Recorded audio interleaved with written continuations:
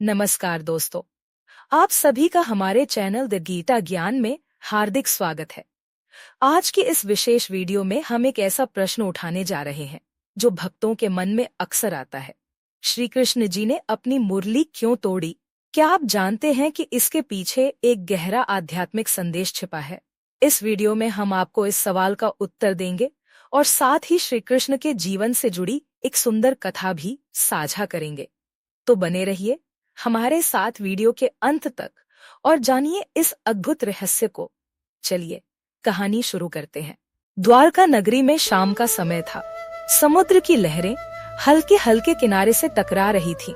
श्री कृष्ण, जिन्होंने जीवन भर प्रेम और करुणा की शिक्षा दी थी, अब अपने अर्थली अवतार के समापन का समय देख रहे थे।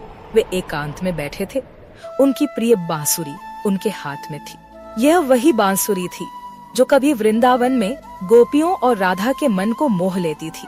श्री कृष्ण ने बांसुरी को निहारते हुए एक गहरी सांस ली। ऐसा लगा मानो बांसुरी में भी जीवन हो, जैसे वह उनसे कुछ कहने की प्रतीक्षा कर रही हो। तभी बांसुरी ने धीमे स्वर में कहा, प्रभु, आप इतने मौन क्यों हैं? क्या आज कोई मधुर धुन नहीं बजेगी? श्री कृष्ण ने मुस्कुराते हुए कहा, प्रिय बांसुरी, तुम्हारे साथ हर क्षण मेरे जीवन का सबसे मधुर अनुभव रहा है, पर अब समय आ गया है कि मैं तुमसे विदा लूं। बांसुरी चौंक गई। विदा? क्यों प्रभु? मैंने तो हमेशा आपके साथ रहकर प्रेम और भक्ति का ही संचार किया है। श्री कृष्ण ने कोमलता से कहा, तुमने मेरा साथ दिया है, मेरे हृदय की वाणी को स्वर दिया है, लेकिन अब मेरी लीला समाप्त हो रही है। मेरे जाने के बाद तुम्हारी धुन का कोई अर्थ नहीं रहेगा। राधा और गोपियों का प्रेम अब मेरे भीतर समाहित हो चुका है। अब बांसुरी बजाने की आवश्यकता नहीं। बांसुरी की आंखों में अश्रु बहने लगे। कल्पना में, क्या राधा ने मुझे भुला दिया होगा? उसने पूछा। श्री कृष्ण ने उत्तर दिया, नहीं, राधा ने कभी तुम्हें नहीं भुलाया। राधा का प्रेम अमर है, वह मेरे होने का सार है, परंतु यह प्रेम अब भौतिक नहीं, आत्मिक हो चुका है। इसलिए मुझे अब इस भौतिक बांसुरी से विदा आत्मिक हो चुका है। इसलिए मुझे अब इस भौतिक बांसुरी से विदा लेनी होगी। इतना कहते हुए श्री कृष्ण ने अपनी बांसुरी को धीरे से अपने हाथों में तोड़ दिया और उसे पास बहती नदी में प्रवाहित कर दिया।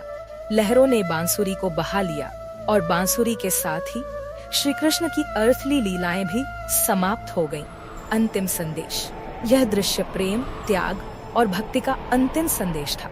श्री कृष्ण ने हमें यह सिखाया कि प्रेम में संपूर्णता तब आती है जब हम अपने प्रिय के लिए समर्पण कर दें और जब आवश्यक हो मोह से मुक्त होना सीखें। बांसुरी का टूटना यह दर्शाता है कि भक्ति और प्रेम आत्मा से जुड़े होते हैं, न कि भौतिक वस्तुओं से। सीख। यह कहानी हमें त्याग, प्रेम और आध्यात्मिकता की शक्ति का पाठ पढ़ाती है।